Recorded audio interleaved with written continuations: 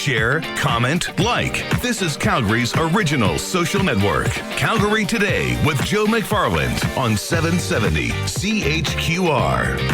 If you really want to check out my glow, aka how my forehead is now peeling, head on over to Facebook. We are on Facebook Live as well for our weekly Wine Wednesday. Eric Southward back for a sec. We went like 3 weeks without seeing each other, and now we've gone 2 weeks together. This is fantastic. Nice to have you in again. I know, and it seems like you're already sick of me. So never ever would I be sick of you, because that smile just gets me every time. Come on now.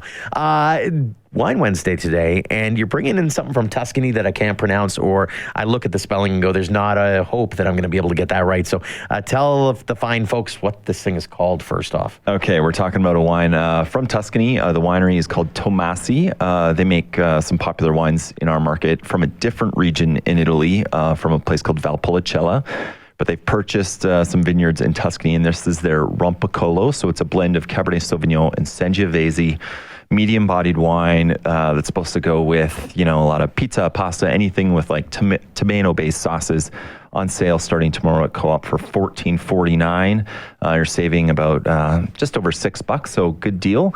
And just very friendly with pretty much a lot of range of foods. So before I get into the actual questioning about this, because you mentioned the fact that this would go well with pizza, that kind of thing, and then we were just talking before the break about, I saw an article I posted up on Twitter at Calgary Today about how pizza is actually almost better for you in the morning as breakfast than your typical cereal is. And I'll talk about that a little later on. But pizza as breakfast, good or bad? Absolutely good.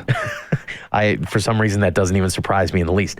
That being said, though, what is it about these super Tuscans? What are we talking about here? Yeah, so there's this term in the wine world to describe. This is an inexpensive super Tuscan. Some of them can be quite pricey, but this is a phenomenon that goes back to the early 70s. At that time, the traditional wines of Tuscany, the quality wasn't that great. They're actually known, like there's a very famous region called Chianti, right, and people thought more of the straw bottles, and they would put their candles in them. People thought the wine was garbage, but the bottles were kind of fun. Like that's right, what the region was known for. And then very controversially back then, a producer actually planted some French grape varieties, which was kind of taboo at the time, and made this wine that a wine critic thought was better than the traditional wines of the region. It started commanding a higher price. It started winning a lot of awards, and it's not a legal term, but people started calling these non-traditional wines super Tuscans. Oh, okay.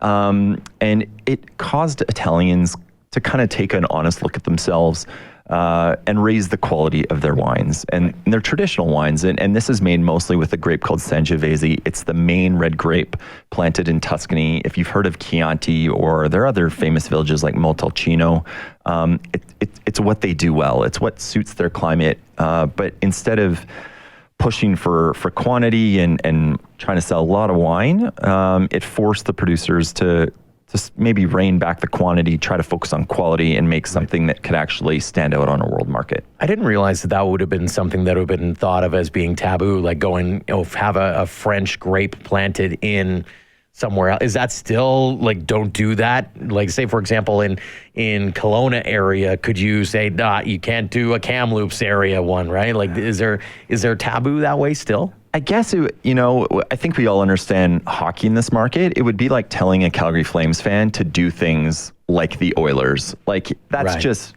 you have a bit of pride. And for a lot of countries like Italy that have been making wines for thousands of years, they take their wine and their cuisine very seriously. So to think that someone's going to come in and say, hey, do it more like the French, right? That rubs a lot of people the wrong way. Let alone they would say that, in their respective towns, they do it better than the neighboring town. Right. Like their grandma's a better cook than your grandma. Like that, there is a sense of pride. And so that just, it just forced them to take a bit of an honest stock of where they were going with traditionally what they were trying to tell people was great, but then kind of internationally, they weren't really thought of that way. Right. So could you tell the different, this is probably going to come across as a stupid question, but at the same time, I like asking stupid questions. No stupid questions. So when it comes to, let's say you've got a Argentinian grape, and it's the super grape, everybody loves it, and you try to plant it or try to grow that same kind of grape in France, for example. Yep. A, is it possible? And B, would people notice? Yeah, a great question. And there's thousands of grapes out there. It's super confusing. If consumers can learn one or two that they like or don't like, that really helps when you walk into a store or restaurant and say, hey, I like a grape like Cabernet Sauvignon or Sangiovese, or I really hate it. That helps us, but don't expect to be able to know all of them. But some grapes, they can translate to different countries and different climates and seem to do well. And there's certain weird grapes, and there's a few Italian ones, like Sangiovese you rarely see outside of Tuscany or central Italy more specifically. It just doesn't travel well. There's something about the sunny, dry hillsides of Tuscany that just suits Sangiovese. There's another grape called Nebbiolo from northwestern Italy that it just doesn't travel well for whatever reason. But then there's a grape like Chardonnay, planted all over the world, kind of handles every country from Canada to France to Argentina, Chile, Italy, just goes everywhere. So it just depends. Yeah, no, that's fair. When it comes to spring, what kinds of wines would you be recommending for this time of year, especially when you got, all you need to do is look at the forecast I just rattled off. It's going to be great for the next couple of days, and then it's going to be cold for the next few days. Like it's all over the map. So it's not like you want something to warm up to, especially if you're going to get a blast of hot air. On the flip side, you don't want to go straight whites either, because you know that it's going to get colder soon. No, absolutely. And we're kind of, strategically pouring this wine because it kind of does fit a bit of a spring profile. It's what we would call medium bodied. It's not super heavy. It's not really light. We tend to reach for lighter, more refreshing wines in the summertime, and really thick, heavy, wines in the winter when it's -1 million in this province. But this, it kind of handles, a kind of 10 to 15 degree day really well. Like, it's not super light. It's got a bit of richness, but it's not going to be so heavy that, it's going to, overwhelm the food that you might be grilling or whatever. It's just going to kind of suit every occasion, no matter who's coming over. It's very versatile. Again, with springtime, you just want something kind of in the middle. Right. Give the folks a little bit of a one-up again on what this one is called, and I'm going to give it a little taste. Absolutely. So this is a part of our Italian flower coming up. It's our Tomassi Rompicollo.